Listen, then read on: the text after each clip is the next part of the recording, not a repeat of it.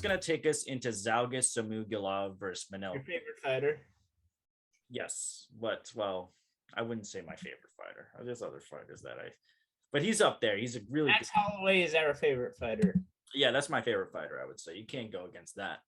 Him and Izzy, favorite fighters. Connor wouldn't say Izzy, but Connor would put Izzy in his top 10 though.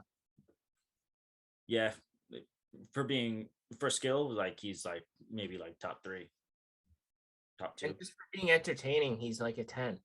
Yeah, like a 10 out of 10. You like him, Dan. I know you do. I love him. I don't want to talk bad about Watch his YouTube channel. I will. But let me get into Zhalgas. Well, I got to watch Zhalgas's YouTube channel.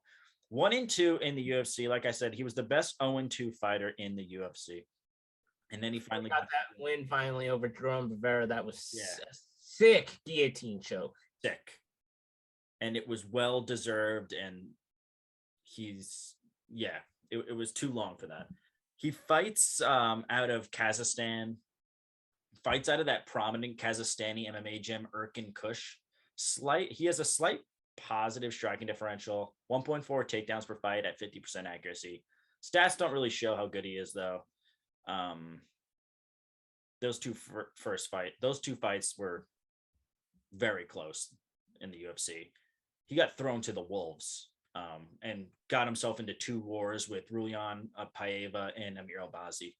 What about Manel Kape? He got into Pantoja and fucking Nicolau, and they were both razor-thin fights. Oh, I'll get there. He'll be taking on fellow flyweight Manel Kape, who was able to get his first win in the UFC. Also, well-deserved. This guy's a star. Also now 1-2, thrown to the wolves. I'm repeating like the same story, but seriously, they were both thrown to the wolves. Alexander Pantoja, who's probably top 3 in the division, and Mateus Nicolau. And I do think, in my opinion, he beat Mateus Nicolau in that fight. That's how I scored it. His stats are skewed. Like I said, he got into 2 wars to start. So he's got a minus 0.5 striking differential at 47% accuracy and 80% takedown defense. 15 of his 16 wins have been by finish, 10 by KO, 5 by sub. I don't see a finish here, though. But I got Starboy.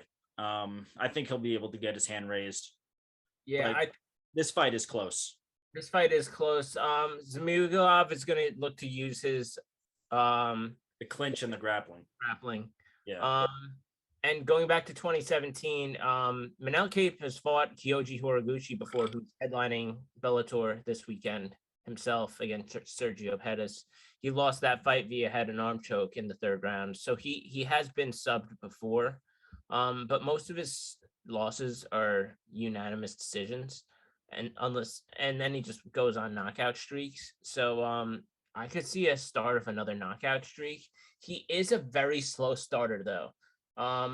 So I'm expecting Zhumagulov to maybe take the 1st round, and then Kape to start opening up in the 2nd round, and then take over the 3rd round. And we're probably going to see a split decision. I wouldn't be surprised. This is another stay away from. You don't want to touch that one either. Yeah, I don't want to touch this with the fucking 10-foot pole. Yeah, I totally agree. And we're going to agree finally for the first time in a while. We're both going to go with Manel Kape in that one. And